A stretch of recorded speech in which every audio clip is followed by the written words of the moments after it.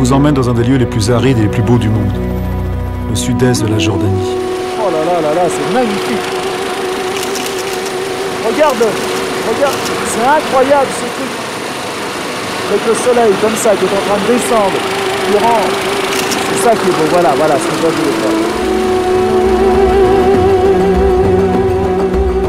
faire. Et là, au milieu du désert, je découvre un spectacle incroyable. Une ville entièrement taillée dans le roc.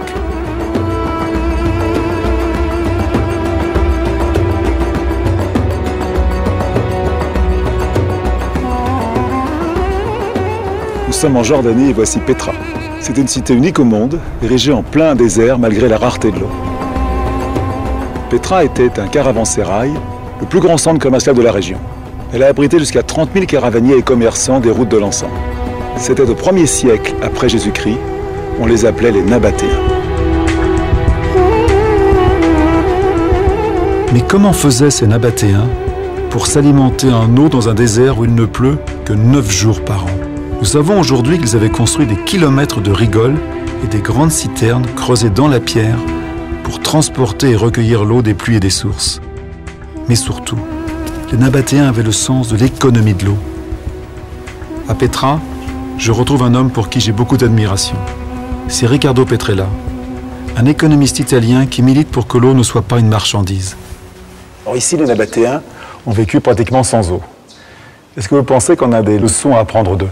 Moi, je pense qu'on peut apprendre beaucoup de leçons. La première, c'est qu'un peuple peut vivre avec peu d'eau s'il fait un usage collectivement, un usage raisonnable, un usage parcimonieux et un usage également solidaire. Ça, c'est fondamental.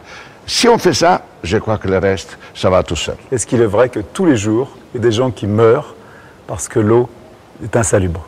C'est ça le scandale d'aujourd'hui. Le scandale de l'eau, c'est que malgré nous ayons la possibilité de permettre à tout le monde d'avoir accès à l'eau, eh bien il y a encore 4500 enfants qui meurent chaque jour à cause de maladies dues à l'absence d'eau potable et à l'absence de services sanitaires. Et moi, je trouve que c'est le scandale le plus significatif de notre société actuelle.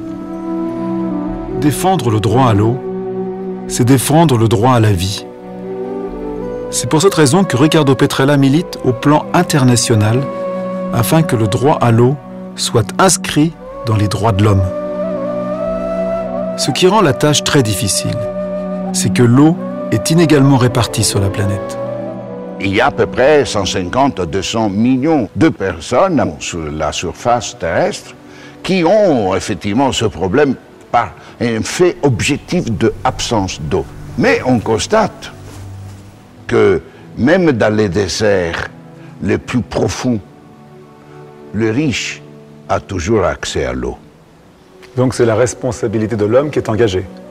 On arrive à dire que finalement la solution au problème, c'est votre pouvoir d'achat. Aujourd'hui, l'eau est devenue une marchandise. La vie doit être gratuite.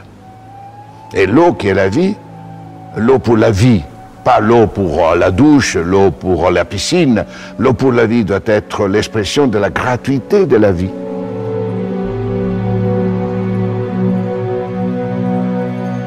Ici, à Petra, les hommes ont réussi à vivre intelligemment au milieu de nulle part. Aujourd'hui encore, notre civilisation essaye de dompter le désert. À Las Vegas, dans le pays le plus riche du monde, on dépense l'eau sans compter. Combien de temps encore la capitale du jeu va-t-elle survivre? Las Vegas aura coûté des milliards de dollars, mais surtout des milliards de mètres cubes d'eau potable pour un pur fantasme. Mais jusqu'à quand?